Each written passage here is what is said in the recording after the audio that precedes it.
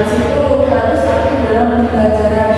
Maksudnya harus aktif dalam pembelajaran itu gimana Bu? Harus aktif bertanya, harus aktif menjawab, dan harus aktif berdiskusi ke kelompok. Nah, aturan pembelajaran ini apakah bisa kalian pahami semuanya?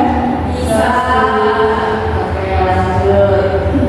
Nah, sebelum masuk pembelajaran, Ibu akan mengulas materi pada pertemuan kemarin, yaitu tentang hakikat ilmu kimia. Nah, siapa nih yang masih ingat apa sih ilmu kimia? Ayo katakan. Apa? Hakikat ilmu kimia itu adalah yang mempelajari tentang struktur unsur. Betul. Lalu materi betul. Lalu apa lagi? Zat betul. Nah, semua jawabannya betul. Ibu berikan penolakan lagi ya. Ilmu kimia itu adalah ilmu pengetahuan alam yang mempelajari susunan, struktur, sifat, perubahan energi, serta energi yang terbaik perubahan. Menurut kalian apa saja produk atau benda di sekitar kita yang merupakan hasil dari pengembangan ilmu kimia? Apa? Aku siapa lagi?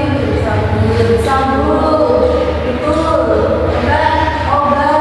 Nah, semua jawabannya betul. Nah, tanpa kita sadari, ternyata ilmu kimia itu memberikan banyak manfaat bagi kehidupan manusia. Contohnya saat sakit kita selalu minum obat, dan saat mandi kita selalu menggunakan sabun. Nah, terus apakah semua hasil kimia selalu memberikan dampak positif? Tidak. Kenapa Pak tidak? Lanjut. Karena beracun atau apa lagi? Mencemari lingkungan atau apa lagi? Limbah. Oh iya, betul sekali. Nah, betul dari zaman anak-anak itu bahwa ilmu kimia itu tidak hanya memberikan dampak positif saja, tetapi dia memberikan dampak negatif kepada manusia jika limbahnya tidak dikelola dengan baik. Nah, coba bayangkan sekarang jika di sebuah industri terus-menerus membuang limbahnya ke sungai, apa yang terjadi pada sungai tersebut? Tercemar, lalu apa lagi? Ekosistem rusak. Ekosistem rusak, lalu Ikan-ikan mati. ikan-ikan mati. Betul. Nah, padahal di sisi lain industri itu kan juga dibutuhkan ya untuk memenuhi kebutuhan manusia. Maka dari itu hari ini kita akan belajar tentang konsep kimia hijau dan bagaimana cara kita mencegah atau mengurangi zat yang membahayakan lingkungan. Konsep itu nanti akan kita bahas. Nah, selanjutnya ilmu kimia itu telah memberikan banyak manfaat dalam kehidupan manusia. Pada itu jaga lingkungan kita dengan sebaik-baik mungkin. Lalu tujuan pembelajaran yang pertama, Ibu akan menjelaskan tujuan pembelajaran pada pagi ini. Yang pertama, nanti kalian mampu menganalisis pencemaran akibat limbah spesies selama ini. Yang kedua, nanti kalian bisa menemukan solusi bagaimana cara mencegah limbah spesies alami. Yang terakhir, kalian bisa mempresentasikan hasil karya kalian di sini. Untuk pembelajaran kali ini, Ibu menggunakan model pembelajaran PBL atau program dasar pendidikan. Yang pertama nanti ada orientasi masalah.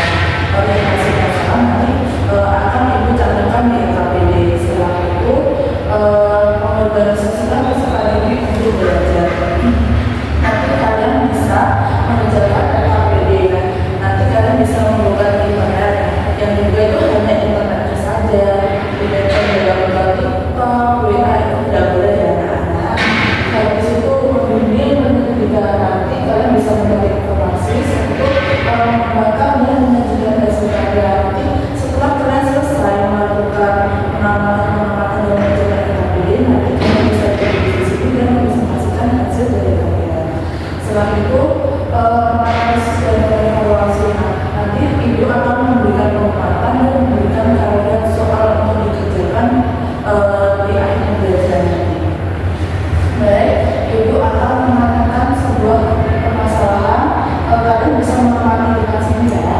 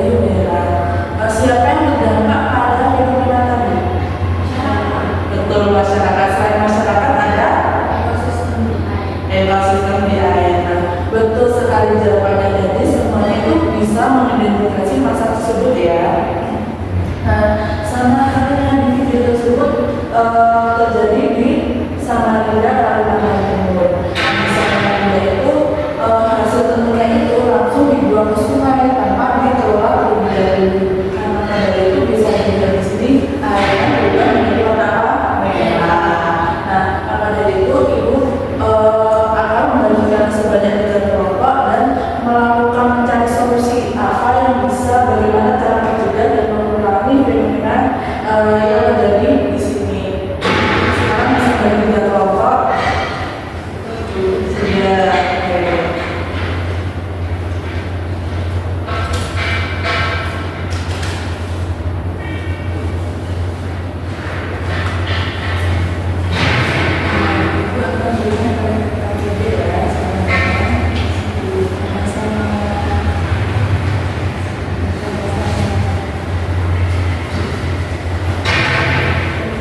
Nah, bisa dibuka ya semuanya KKB3. Di situ pada halaman 4 ada orientasi masalah. Nah, orientasi masalah itu yakni di sini itu menghasilkan cara yang membantu buat hasil tesis namanya di Samarinda. Nah, setelah itu ada setelah itu bisa dibuka di halaman selanjutnya ya. Bisa dibuka, bisa dibuka di dalam selanjutnya. Sudah. Nah, di situ kalian bisa mengidentifikasi masalah. Setelah selesai mengidentifikasi masalah, di situ ada membuat rumusan masalah. Rumusan masalah itu menggunakan kata apa, bagaimana, dan mengapa.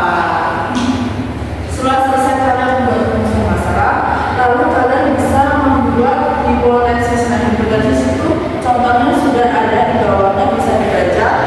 Jika industri tersebut menggunakan bahan pewarna yang ramah lingkungan dan mengolahnya sebelum dibuang, maka pencemaran lingkungan dapat dikurangi. Jadi menggunakan kata jika dan maka. Setelah kalian mengerjakan identifikasi masalah, rumusan masalah, dan hipotesis, kalian bisa mengerjakan soal 1 sampai 20 yang di halaman selanjutnya. Selesai, nanti kan disitu ada 12 prinsip kimia hijau. Dan 12 prinsip kimia hijau itu nanti mengerjakan itu bagaimana sih cara kita mengatur solusi yang benar. Nah, itu menggunakan 12 prinsip kimia hijau tersebut. Bagaimana, apakah ada yang dibingungkan? Benar ya. Oke, ibu kasih waktu 13 menit cukup? Ya, 15 ya Bu. Oh, 15 sampai 15 menit ya semuanya. Bisa dikerjakan.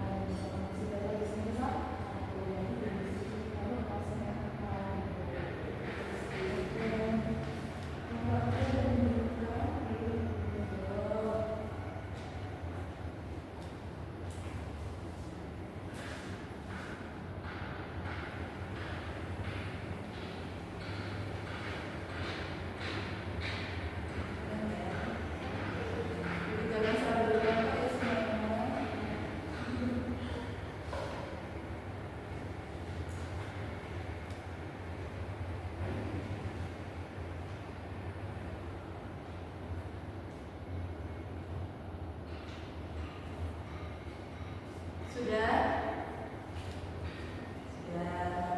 Untuk hasilnya bisa dipresentasikan di depan sini ya, anak. Nah, silakan untuk kelompok 1 bisa mempresentasikan hasilnya.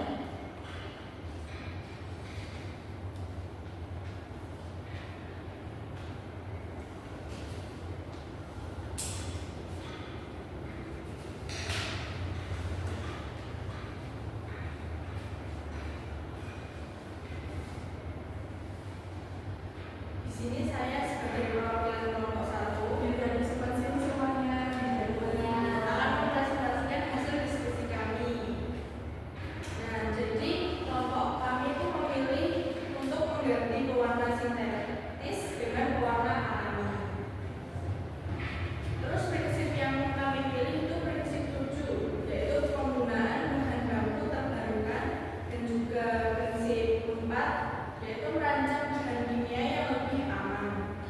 Jadi alasannya yaitu kelompok kami memilih solusi mengganti pewarna sintetis dengan pewarna alami karena solusi ini mampu mengatasi permasalahan pencemaran dari sumbernya. Banyak pewarna sintetis mengandung senyawa kimia yang sulit terurai di lingkungan, sehingga dapat mencemari air dan tanah dalam jangka waktu yang sangat lama. Mungkin itu saja dari saya. Dari teman-teman mungkin ada yang ditanyakan? Apakah ada yang ditanyakan? Ya. Ya, tepuk tangan untuk Bapak Sarul. Terima kasih Bapak Sarul. Selanjutnya Bapak Bunda.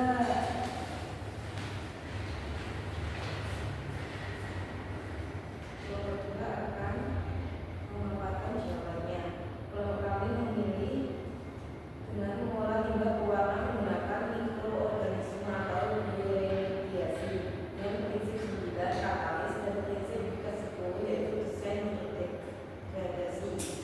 Karena limbah pewarna sintetis yang telah terlanjur basic tetap harus ditangani dengan cara yang aman dan ramah lingkungan. Bioremediasi memanfaatkan mikroorganisme seperti bakteri atau jamur untuk menguraikan zat pencemar menjadi senyawa yang lebih sederhana dan tidak berbahaya. Apakah ada pertanyaan untuk Bapak Bunda? Ya. Juga terima kasih Bapak Bunda. Tepuk tangan dong. Selanjutnya Bapak 3.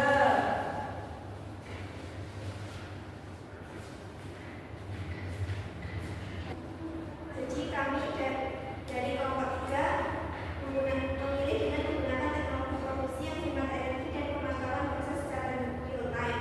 Jadi menggunakan prinsip 6 tentang efisiensi energi dan prinsip 11 tentang analisis real time untuk pencegahan pencemaran. Karena menurut kami solusi ini menjadi salah satu cara untuk dilakukan sebelum pencemaran terjadi. Baik, apakah ada pertanyaan dari kelompok 3? Tidak, silakan kembali Bapak 3. Tepuk tangan sekali Bapak 3. Nah, hasil presentasi kalian bagus-bagus semuanya ya. Tadi kan ada prinsip-prinsip yang berbeda yang jawaban kalian. Nah, itu menurut kalian tujuannya sama apa enggak?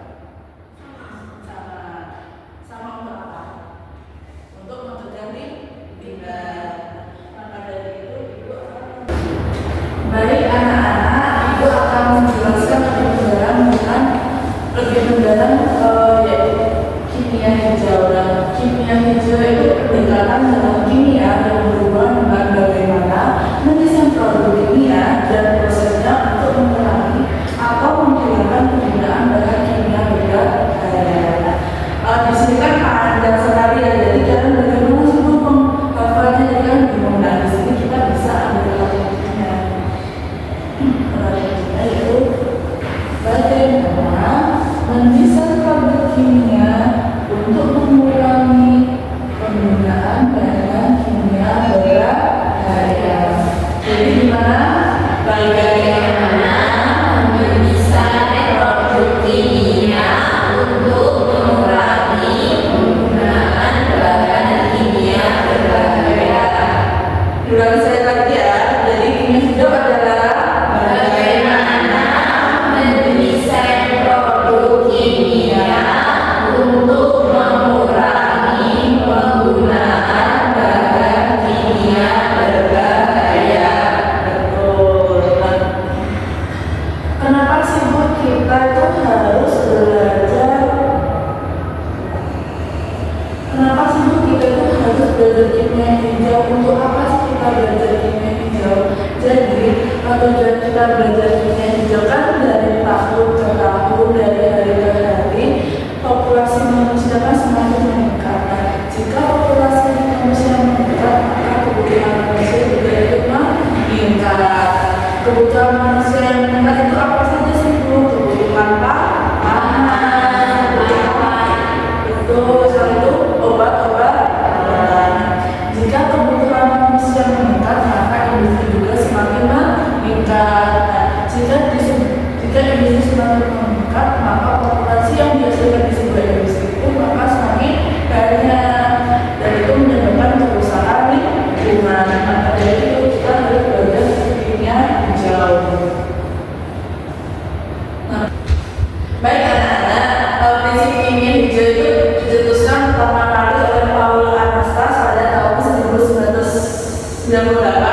bersama dengan Weather. Alasan mereka itu memutuskan kimia hijau yaitu sebagai respon terhadap tingkat populasi dan kerusakan lingkungan akibat proses industri. Nah, setelah itu mereka merumuskan bagaimana sih caranya untuk menguranginya. Perumuskannya itu menggunakan 12 prinsip kimia hijau. Di sini bisa dibaca yang pertama ada apa? Pencegahan. Nah, maka dari itu kita itu harus mencegah limbah. Kita itu harus membuang sampah pada tempatnya. Yang kedua apa? Ekonomi atom. Nah, apa itu ekonomi atom menurut kalian? Tidak tahu. Ekonomi atom itu kita tuh harus mencari pewarna itu yang bermanfaat ya. Jangan mencari pewarna yang menjadi yang warna yang kita gunakan itu meresap seperti itu, agak semuanya. Jadi jangan sampai ada yang terbuang seperti itu. Nah, yang ketiga ada apa? Sintesis tidak berbahaya. Karena kalau nggak itu sintesis tidak berbahaya itu apa?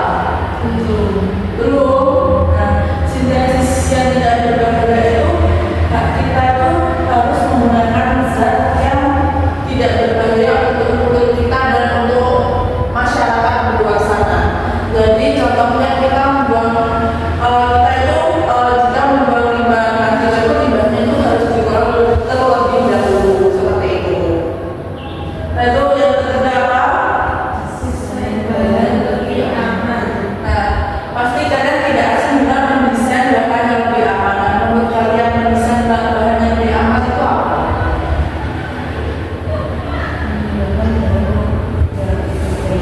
Betul, menggunakan bahan yang tidak berbahaya. Kita lanjut kesimpulan ya. Nah, dari pembelajaran tadi apa masalah pertama yang kita bahas tadi?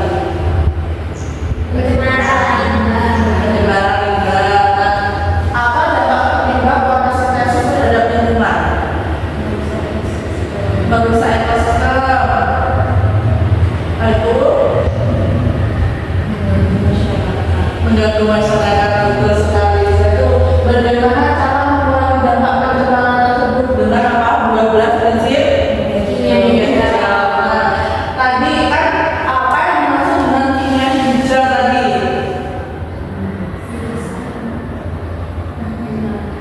Bagaimana mendesain produk kimia untuk mengurangi penggunaan bahan yang berbahaya. Betul sekali. Nah, jadi kalian sudah paham ya tentang ilmu kimia hijau itu? Apa ada yang dibingungkan? Tidak. Nah, untuk motivasi lingkungan yang bersih dan sehat merupakan tanggung jawab kita semua.